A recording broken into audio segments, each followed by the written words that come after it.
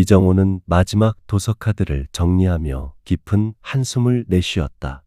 40년간 그의 손을 거쳐간 수많은 책들이 이제 다른 사서의 몫이 되었다. 68세의 나이에 맞이한 은퇴는 쓸쓸하면서도 어딘가 해방감을 주었다. 이제 미영이와 시골에서 조용히 살면서 평생 못 읽었던 책들을 읽어야지. 정호는 아내와의 새로운 시작을 꿈꾸며 고향으로 향했다. 서울에서 2시간을 달려 도착한 시골집은 예전 그대로였다. 마당에는 미영이 정성껏 가꾼 장미꽃이 활짝 피어 있었고 부엌에서는 된장찌개 냄새가 진동했다. 여보, 드디어 왔구나. 이제 정말 우리 시간이네. 미영은 남편을 반갑게 맞았다. 정호는 아내의 손을 잡으며 마음속으로 다짐했다. 이제 진짜 인생이 시작이라고. 하지만 그 평화로운 시간은 일주일도 채 지속되지 못했다. 아버지, 죄송해요. 어머니가 갑자기 상태가 안 좋아져서 요양원에 입원하셨어요. 딸 수진의 전화를 받은 정호는 멍하니 선 채로 말문이 막혔다. 어제까지만 해도 함께 저녁을 먹고 텔레비전을 보던 아내가 갑자기 요양원에 있다니. 무슨 소리야? 어머니가 왜 갑자기? 의사 선생님이 우울증이 심각하다고 하시더라고요. 집에서 계속 이상한 말씀만 하시고 밤에 잠도 못 주무시고 해서 어쩔 수 없었어요. 정호는 급히 짐을 챙겨 서울로 향했다. 차 안에서 계속 떠오르는 의문들이 그를 괴롭혔다. 일주일 전까지만 해도 멀쩡했던 아내가 갑자기 우울증이라니. 그리고 왜 자신에게는 미리 알려주지 않았을까? 도심의 고급 요양원 앞에 서자 정호의 가슴은 더욱 무거워졌다. 이곳은 한 달에 수백만 원이 드는 곳이었다. 딸 부부의 경제력으로는 감당하기 어려운 비용이었다. 정말 이해할 수 없어. 미영이가 왜 갑자기 이런 곳에? 정호는 중얼거리며 요양원 문을 열었다. 면회실에서 기다리는 동안 그의 마음속에는 불안과 의심이 엇갈리고 있었다. 과연 아내에게 무슨 일이 일어난 것일까? 요양원 복도를 따라 걸으며 정호는 마음의 준비를 했다. 우울증으로 입원한 아내를 만난다는 것이 얼마나 힘들 일인지 알고 있었다. 간병인의 안내를 받아 개인 병실 문을 열었을 때 그는 예상과 전혀 다른 광경을 마주했다.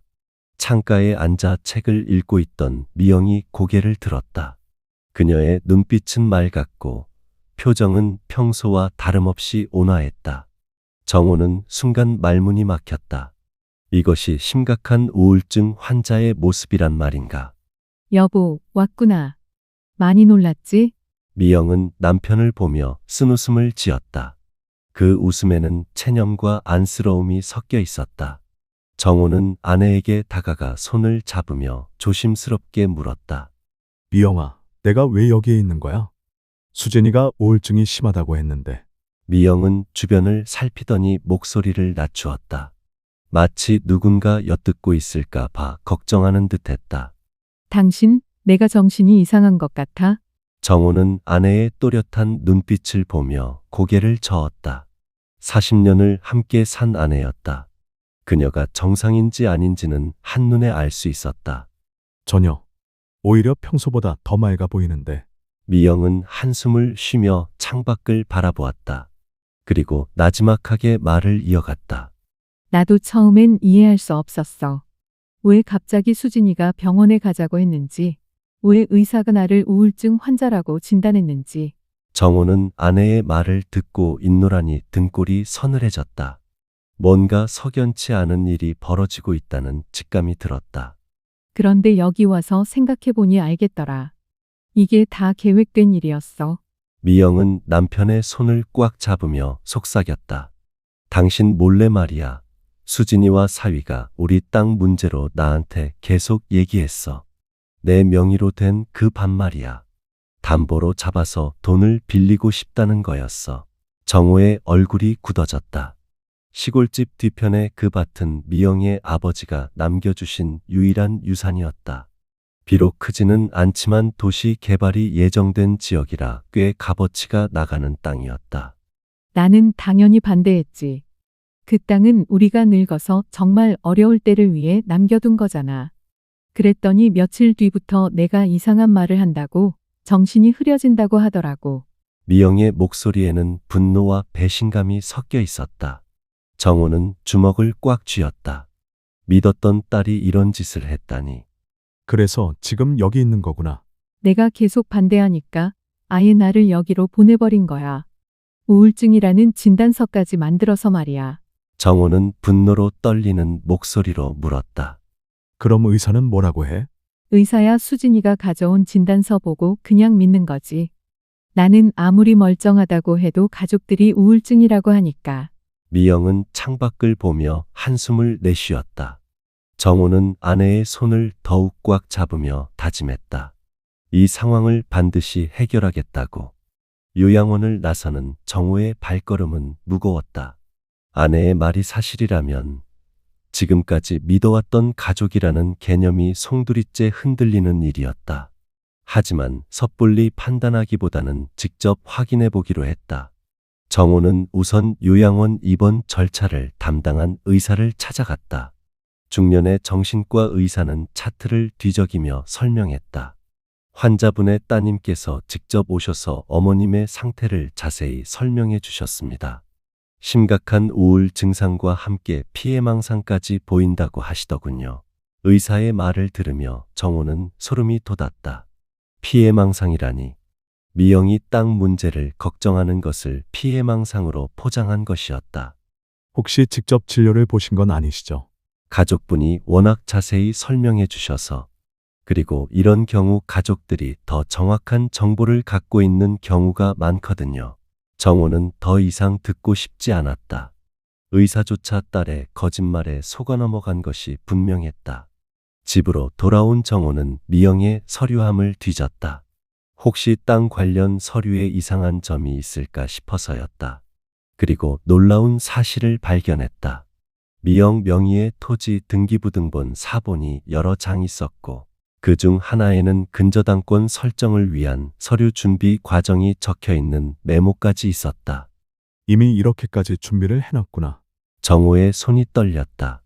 딸 부부는 이미 오래전부터 이 일을 계획해왔던 것이다. 미영을 요양원에 보낸 것도 그 계획의 일부였다. 더 충격적인 것은 따로 있었다. 서류 사이에서 발견한 메모지에는 변호사 사무실 전화번호와 함께 재산관리인 선임 절차라는 글씨가 적혀 있었다. 미영이 정신질환으로 판정받으면 법적으로 재산관리 능력이 없다고 인정받을 수 있고, 그러면 가족이 대신 재산을 관리할 수 있다는 뜻이었다. 정호는 급히 그 변호사 사무실에 전화를 걸었다. 안녕하세요. 혹시 이수진 씨와 상담하신 적이 있나요? 어머니 재산관리인 선임건으로. 아, 네. 며칠 전에 오셨죠. 어머님이 우울증으로 입원하셨다면서 재산 관리가 어렵다고 하시더군요. 필요한 서류들 준비하라고 말씀드렸는데, 정호는 전화를 끊고 주저앉았다. 이제 모든 퍼즐이 맞춰졌다. 딸 부부는 처음부터 계획적으로 미영을 정신병자로 만들어 재산을 가로채려 했던 것이다. 그 순간 현관문이 열리는 소리가 들렸다. 수진이와 사위 민수가 들어오는 모습이 보였다. 그들의 표정은 평소와 다름없이 자연스러웠지만 정호의 눈에는 모든 것이 거짓으로 보였다. 아버지, 어머니 면회 다녀오셨어요? 상태가 어떠시던가요? 수진의 관심 어린 목소리가 이제는 소름 끼치게 들렸다. 정호는 책상 위의 서류들을 바라보며 속으로 중얼거렸다. 이제 진짜 전쟁이 시작이구나. 40년간 도서관에서 조용히 살아온 그에게는 너무나 버거운 싸움이 기다리고 있었다. 하지만 아내를 지켜내기 위해서는 물러설 수 없었다. 정호는 수진과 민수가 거실에 앉는 것을 지켜본 후 책상 위의 서류들을 정리했다. 이제는 돌이킬 수 없는 지점까지 왔다는 것을 알고 있었다. 40년간 쌓아온 부녀 관계가 이 순간 무너질 수도 있다는 두려움이 있었지만 아내를 지켜야 한다는 의무감이 더 컸다. 수진아, 민수야. 우리 얘기 좀 해야겠다. 정호의 무거운 목소리에 두 사람의 표정이 굳어졌다. 뭔가 예상하지 못한 상황이 벌어질 것 같은 불안감이 공기 중에 맴돌았다.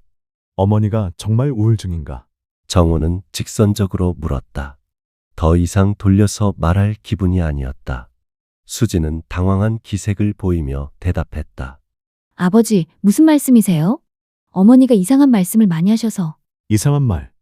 땅을 담보로 잡으려는 걸 반대하는 게 이상한 말인가? 순간 거실이 조용해졌다. 민수가 수진을 바라보며 눈빛을 주고받는 모습이 정호의 눈에 띄었다. 이미 들킨 것을 깨달은 듯했다. 아버지가 어디서 그런 말을. 변호사 사무실에도 벌써 다녀왔더구나. 재산관리인 선임 절차까지 알아보면서. 정호는 책상에서 메모지를 꺼내 들었다. 수진의 얼굴이 창백해졌다. 민수가 나서서 말했다.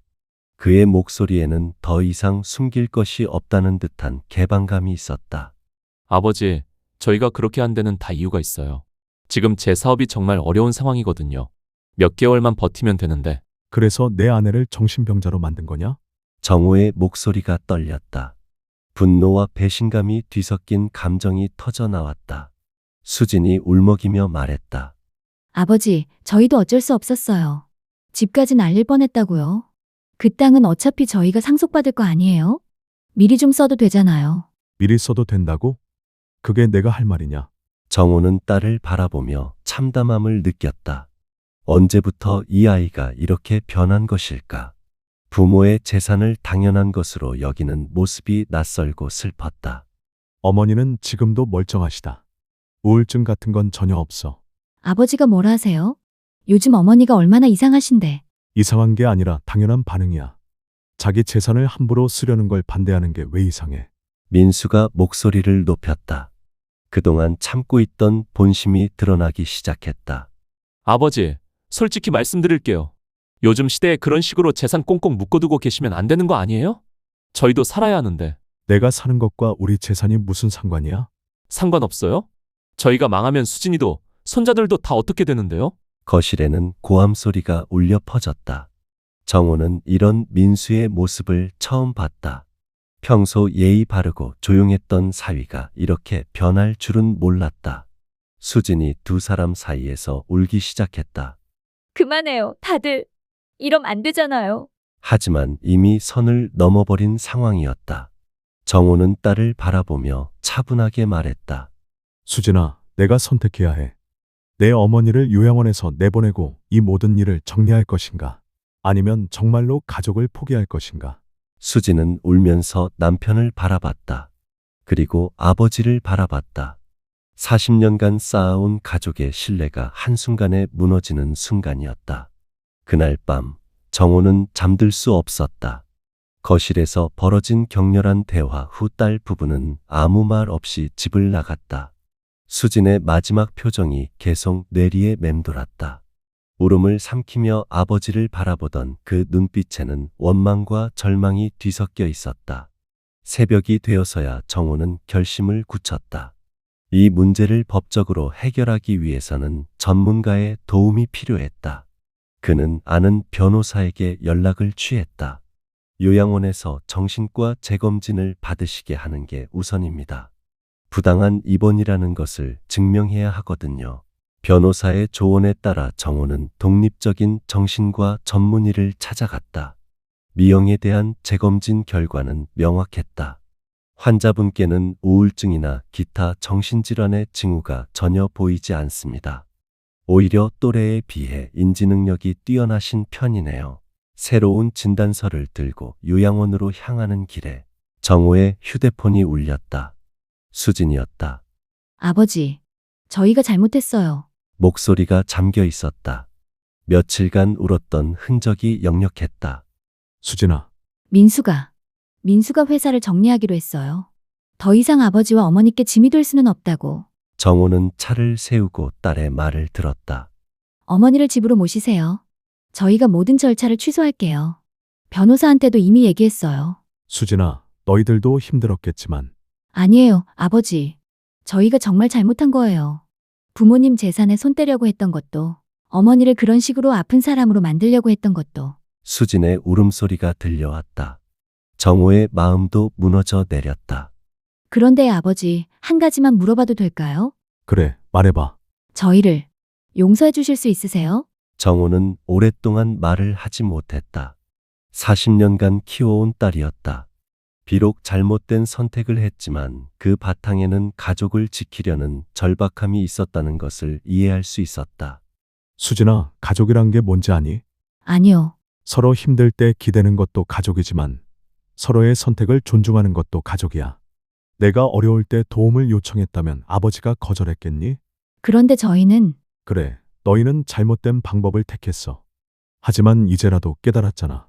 정호는 요양원에 도착해서 미영을 만났다. 그녀는 남편의 표정만 봐도 모든 것을 알 수 있었다. 다 해결됐구나. 응, 이제 집으로 가자. 수진이는 그 아이도 많이 반성하고 있어. 미영은 고개를 끄덕였다. 그녀 역시 딸에 대한 원망보다는 걱정이 앞섰다. 한 달 후 가족들은 다시 시골집에서 만났다. 민수는 회사를 정리하고 새로운 일을 시작했고 수지는 어머니께 용서를 구했다. 미영은 딸의 손을 잡으며 말했다. 앞으로는 뭔 일이 있어도 숨기지 말고 얘기해. 가족끼리 뭘 못하겠니? 저녁 식탁에서 손자들의 웃음소리가 들려왔다. 정호는 창밖을 바라보며 생각했다. 위기는 때로 가족을 더 단단하게 만들기도 한다는 것을. 비록 상처는 남았지만 서로를 이해하려는 마음이 생겨났다면 그것만으로도 충분했다. 하지만 정호는 알고 있었다. 진정한 화해는 시간이 걸리는 일이라는 것을. 그리고 그 시간을 견뎌내는 것이야말로 진짜 가족의 힘이라는 것을.